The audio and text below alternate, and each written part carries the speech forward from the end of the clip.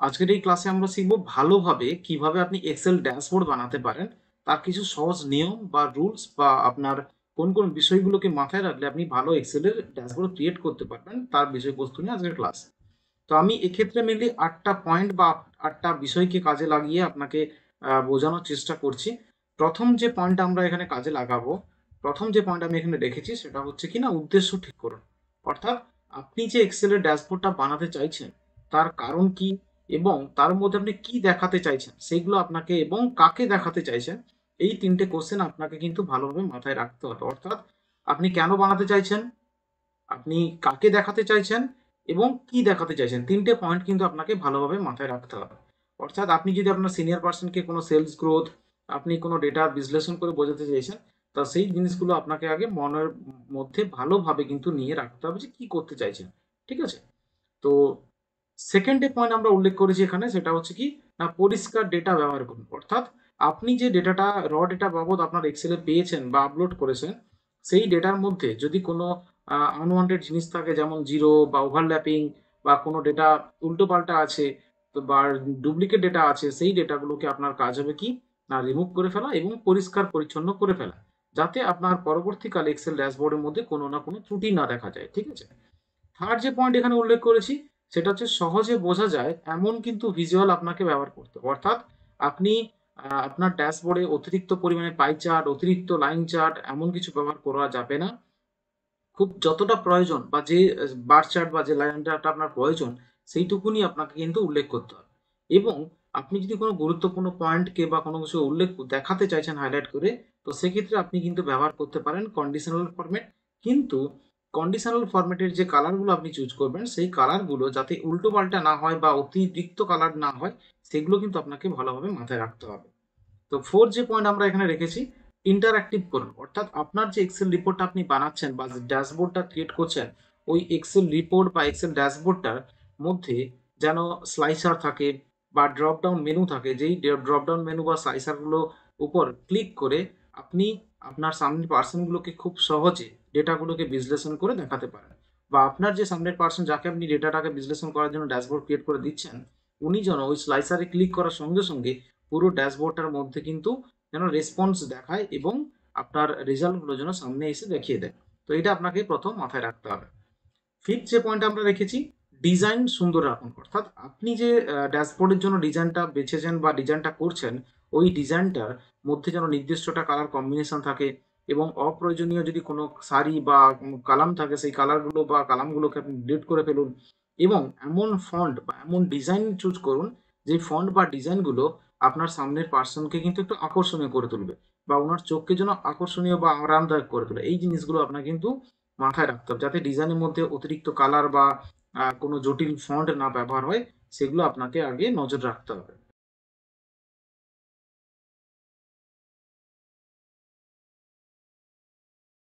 Six point, প্রয়োজনীয় তথ্য highlight করুন। এবারে আপনার যে বিষয়গুলোর আপনি রেজাল্ট দেখাতে চাইছেন ড্যাশবোর্ডের মাধ্যমে, ওর মধ্যে যে প্রধান কি পয়েন্টগুলো, অর্থাৎ ধরুন আমি যদি বলি একটা কোম্পানি গ্রোথ নিয়ে কথা হবে বা গ্রোথ নিয়ে কোনো রিপোর্ট বানাচ্ছেন, তো সেক্ষেত্রে আপনার কি পয়েন্ট কি হওয়া উচিত না, আপনার ওই কোম্পানির আগের বছরে সেল কত ছিল, এই বছরে সেল কত আছে, আপনার সেলসের কত বা আপনার গ্রোথ হয়েছে, বা আপনার আগের বছরে কত প্রফিট ছিল, এই বছরে কত প্রফিট হয়েছে, তার গ্রোথ কত হয়েছে। এই যে পয়েন্টগুলো, এগুলো হচ্ছে আপনার কি ম্যাট্রিক পয়েন্ট, অর্থাৎ আপনার কি ইন্ডিকেটরে কাজ করে, খুব গুরুত্বপূর্ণ পয়েন্ট। তো এই পয়েন্টগুলোকে আপনার কাজ হবে একটু তথ্যগুলোকে বড় করে স্পষ্ট করে আপনার ড্যাশবোর্ডের একদম প্রথম সারিতে রেখে আপনাকে বোঝানো উচিত। ঠিক আছে?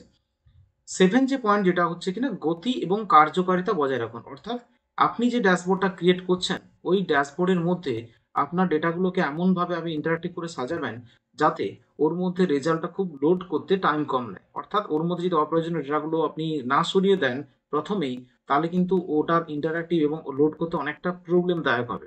তো আপনার কাজ হবে কি, প্রথম যেটা হবে যে ওই অপ্রয়োজনীয় ডেটাগুলোকে সরিয়ে ফেলা যাতে আমার ওই ড্যাশবোর্ডের মধ্যে ফাইলটা লোড হতে খুব কম সময় নেয়। 8 নম্বর যে পয়েন্ট আমরা এখানে রেখেছি, নিয়মিত ডেটাগুলোকে আপডেট করুন। অর্থাৎ আপনার যদি কোম্পানি ডেটা হয় তাহলে প্রতি মাসে মাসে আপনার ডেটা আপনার কাছে আসবে, বা আপনি যদি কোনো স্কুলের রিপোর্ট করছেন তাহলে সেই রিপোর্টগুলো প্রতি বছর বছর আসবে। তো ওই রিপোর্টগুলো বা ওই ডেটাগুলোকে আপনার যে ডেটা ফাইলের মধ্যে প্রতিনিয়ত আপডেট করুন এবং কিবোর্ডে রিফ্রেশ অল বোতামটাকে ক্লিক করে আপনি ডেটাগুলোকে রিফ্রেশ করুন, যাতে আপনার ড্যাশবোর্ডটা প্রতি বছর বছর আপনার আপডেট এবং ইন্টারাক্টিভ হয়ে থাকে, কোনো রকম না গ্লিচ না করে, অর্থাৎ কোনো রকম আটকে না যায়।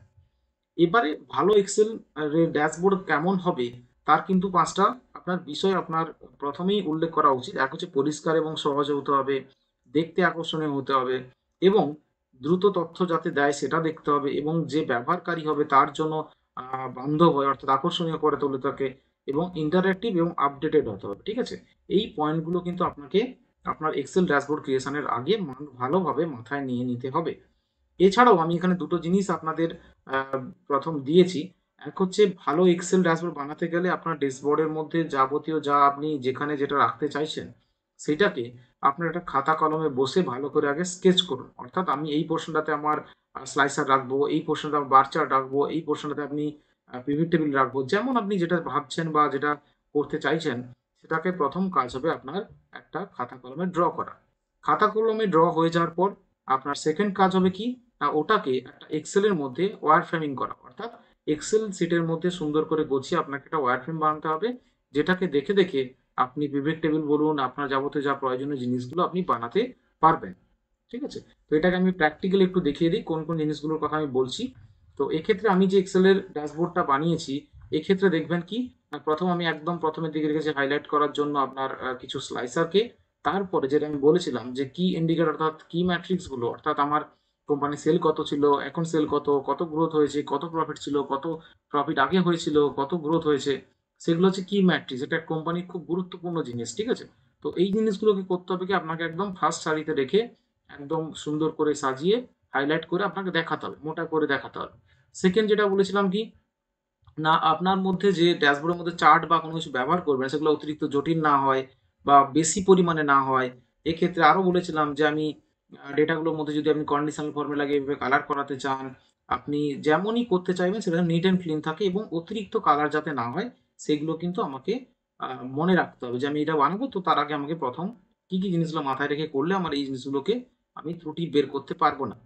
ঠিক আছে, তো এই জিনিসটা আপনাকে মাথায় রাখতে হবে কি, কোন কোন বিষয়বস্তুগুলো আমি মনে রাখতে বা মনে রাখলে আমার ড্যাশবোর্ডের মধ্যে কোনো ত্রুটি হবে না, সেটা আপনাকে ভালোভাবে কিন্তু মনে রাখতে হবে।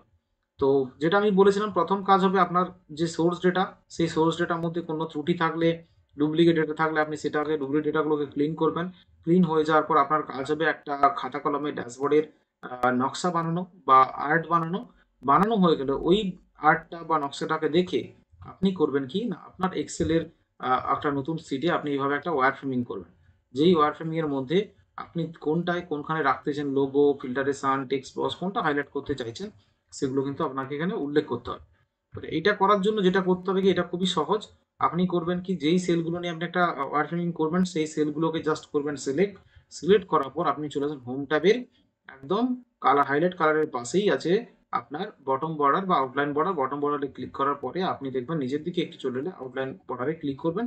ক্লিক করলে আপনাকে ওই এক্সেল শীটগুলোর প্রত্যেকটারই বাইরে একটা আউটলাইন বর্ডার দিয়ে একটা সুন্দর বক্স বানিয়ে দেবে।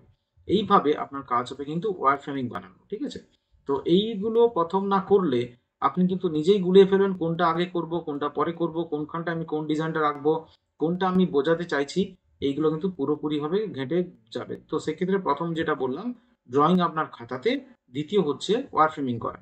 তারপরের কাজ কি হবে না, সোর্স ডেটা থেকে আপনার প্রয়োজনীয় তথ্যগুলোকে আপনি আলাদা একটা সিটে বানান। অর্থাৎ আপনি কোনটার পিভট টেবিল করতে চাইছেন, কোনটা দেখাতে চাইছেন, তার কোন চার্টটা বানাবেন, প্রপারলি আলাদা একটা সিটে বানিয়ে তারপরে আপনি কপি পেস্ট করে আপনার ড্যাশবোর্ড সেকশনে এসে এক এক করে সুন্দর করে সাজান। সাজানোর পরে আপনি দেখবেন যে আপনার এক্সেল ড্যাশবোর্ডটা খুব সুন্দরভাবে ইন্টারাক্টিভ হয়ে যাবে এবং সামনের পার্সনকে খুব আকর্ষণীয় করবে। ঠিক আছে, তো এই হচ্ছে আজকের ক্লাস। তো আজকের ক্লাসে আমরা শিখলাম ড্যাশবোর্ড তৈরি করার রুলস বা নিয়ম।